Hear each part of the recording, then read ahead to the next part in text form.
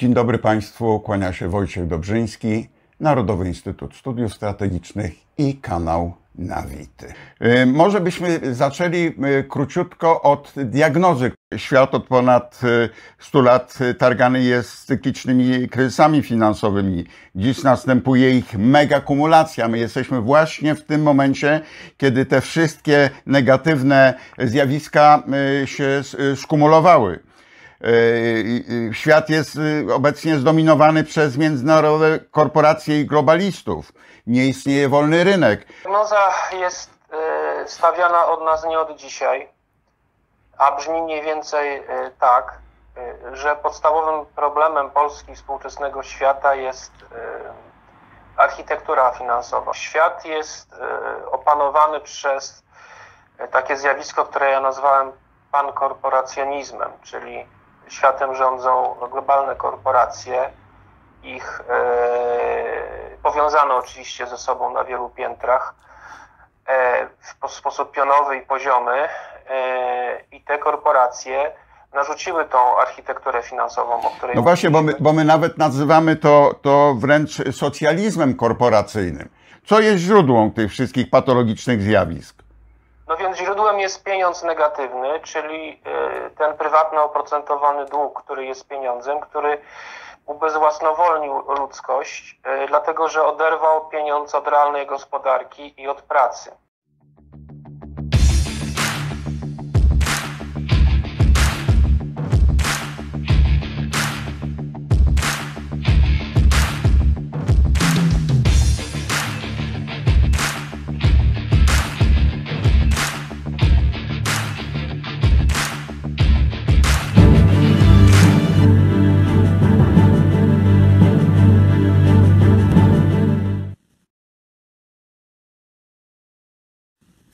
We are undoubtedly living one of the most serious economic and social crises in modern history.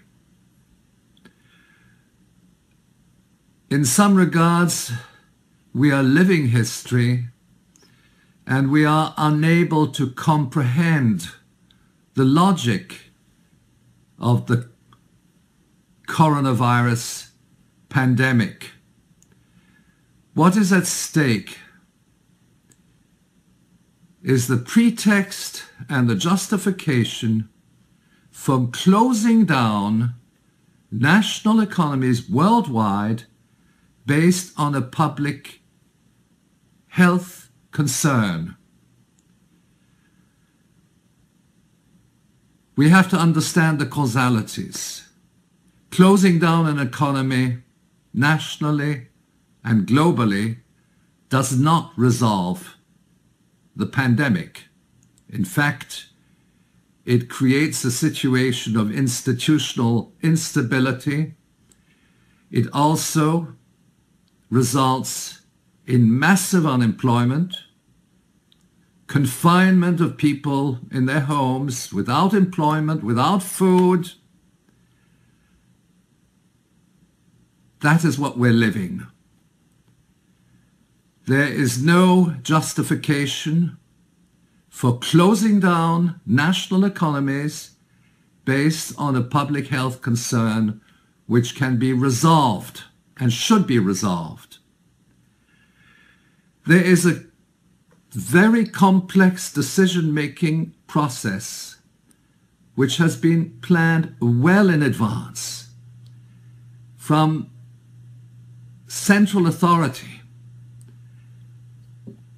Governments are instructed to close down their economies, and then in turn the governments instruct people to implement social engineering, not to meet, not to have family reunions, and essentially what we do not understand, and which is fundamental, is that economic activity is the basis for the reproduction of real life. By that I mean institutions, purchasing power for families, a whole series of activities which have developed in the course of history. Economic activity is the foundation of all societies. And what these measures have resulted in is a massive a massive crisis where particularly small and medium-sized enterprises have been precipitated into bankruptcy. Millions of people have become unemployed, and in many countries this has resulted in mass poverty, famine among certain groups of the population. We have ample evidence to this effect, and we have to understand that this process of closing down national economies is deliberate. It's a plan, and it's coordinated with the financial crisis which took place in the month of February, which led to massive collapse in banking institutions, stock markets, and so on. Conventional economists have a tendency to say that there's no relationship between the corona pandemic crisis and the financial crash in February. This is utterly mistaken. The fear campaign, the disinformation campaign, have facilitated the manipulation of stock markets. And we're talking about the use of very sophisticated derivatives, speculative instruments, and so on. What is now happening is that governments have been indebted up to their ears. They're paying out compensation to companies which have been affected. In some cases, it's generous bailouts. In other cases, it's part of a social safety net coming to the rescue of workers and small-scale enterprises. And the next stage is the most serious debt crisis in world history. In other words, the levels of employment have crashed to such an extent, companies are bankrupt, we will have a fiscal crisis of the state. In other words, tax revenues are not going to come in, and all these companies are going to deduct losses, of course. How will the governments around the world continue to govern, finance social programs, and so on? It will ultimately be through a gigantic global debt operation implemented both in the so-called developed countries, Italy, France, United States, Canada, and in the developing countries where it will be more the international financial institutions, the World Bank, the IMF, the regional development banks. Now, the problem of Western governments is that that debt is not repayable. The Italian government has issued bonds with the support of Goldman Sachs and so on. That was done a couple of months back. And what has happened? Italy is classified, these Italian bonds are classified BB, which essentially means junk bond status. In other words, that means that an entire state apparatus is now in the hands of the creditors. And these creditors are the financial institutions, the banks, and so on. And the next stage is ultimately the confiscation of the state. the state will be privatized. All the programs will be under the helm of the creditors. We can say goodbye to the welfare state in Western Europe. Why? Because the creditors will immediately, following what they did in Greece a few years back, they will immediately impose austerity measures and the privatization of social programs, the privatization of anything that can be privatized, cities, land, public buildings. And in other words, we are living a very important evolution because the state as we know it will no longer exist. It will be run by private banking interests who will, and they're already doing that, appoint their governments or their politicians, their corrupt politicians, and essentially they will take over the whole political landscape. That is happening in a number of countries. And in some countries, they have even instructed the governments not to debate the enormous debts which have been accumulated in the last few months as a result of the pandemic, which now are the object of financing by these powerful financial institutions. In Canada, there was an agreement between Prime Minister Trudeau on the one hand and the leader of the opposition. No debate in Parliament on $150 billion of debt, which then has to be covered through loans from financial institutions. And essentially the scenario that which is unfolding is that on the one hand, the real economy in the course of the last few months, starting in March, but in fact starting in February with the stock market crash, is in a state of crisis. Productive activity have been affected, trade have been affected. Millions and millions of people are going to be unemployed, without earnings. And it's not only poverty, it's poverty and despair. It's the marginalization of large sectors of the world population from the labor market. There are figures on that published by the ILO, but in fact, at this stage, it is premature to even start estimating these impacts. We can look at it country by country. We can see, for instance, that in developing countries, the informal sector, let's say in India or in certain countries in Latin America, Peru, large sector of the labor force is involved in what is called informal sector, self-employed, small-scale industries, and so on.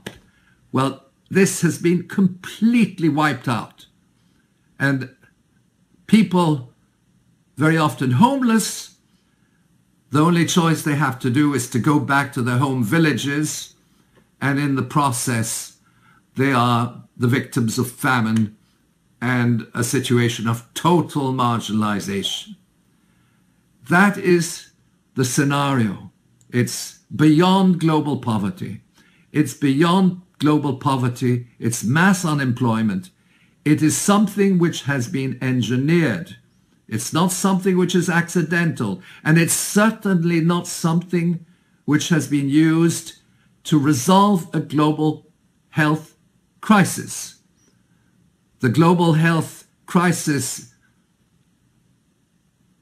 pertaining to COVID has been multiplied. People have been confined. They have fallen sick. They have lost their jobs. And at the same time, the whole health apparatus has been in crisis, unable to function. What we have to understand is that this process has to be confronted. There has to be an organized opposition. This is a neoliberal project. It's neoliberalism to the extreme. Now, bear in mind, that today what we have, in some regards, the stock market crash used speculative instruments, insider trading, but also the fear campaign to implement what is the most significant transfer of wealth in world history. In other words, everybody loses money in the stock market crash, and the money goes into the hands of a limited number of billionaires, and there have been estimates as to the enrichment of this class in the course of the last 3 months. I won't get into details.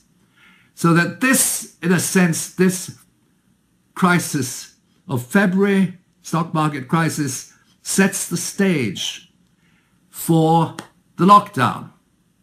And now the lockdown, essentially, we can call it by another name. The lockdown is the closure of the global economy.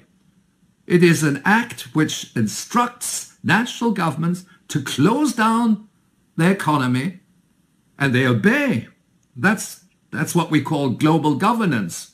But it's an imperial project. They obey, and they close down everything. And then they say, well, and then they try to convince their citizens that this is all for a good cause. We're closing down the economy so that we can save lives due to COVID-19. That is a very strong statement. And at the same time, the statistics on COVID-19 are the source of manipulation. I won't get into that particular dimension, but I can say in all certitude that the impact of this crisis is so dramatic, the economic crisis, that it doesn't compare to the impacts of COVID-19, which, according even to people like Anthony Fauci, is comparable to a seasonal influenza. They've written that in their peer-reviewed articles. What they say online on CNN is a different matter, but they do not consider COVID-19 as an ultimate danger of all dangers. It's not. There are many other health pandemics affecting the world. That does not mean that we shouldn't take it seriously, but we should understand its common sense. It's not by closing down the global economy that you're going to resolve this pandemic. So somebody is lying somewhere. And in fact, the lies are becoming the truth. They're becoming part of a consensus. And that is extremely dangerous. Because when the lie becomes the truth, there's no turning backwards. And we notice how independent scientists, independent analysts are being censored, that we have many doctors and nurses and scientists, virologists, as well as economists who are speaking out. And you just have to look at the figures. The millions and millions of people are unemployed as a result of this. So what we really need, we need a historical understanding of what's going on. Because closing down the economy through orders from somewhere up there, first of all, is distinct from any previous crisis. But secondly, we have to resist that model. And it's not by changing the paradigm. No, it's a mass movement. It's a mass movement against our governments. It's a mass movement against the architects of this diabolical project. And we can't ask the Rockefellers, please lend us the money to pay for our expenses. We have to do that on our own. And that's why all these NGOs which are funded by corporate foundations cannot, I'm not saying that some of the things they do is fine, but they cannot wage a campaign against those who are sponsoring them. That's an impossibility. So we have to implement a grassroots movement, nationally and internationally, to confront this diabolical project and to restore our national economies, our national institutions, and to deny the legitimacy of the debt project, and to investigate the elements of corruption which have led to this diabolical adventure which is affecting humanity in its entirety. This is a war against humanity, implemented through complex economic instruments. Goodbye, and we will continue our battle and our analysis to the best of our abilities at Global Research.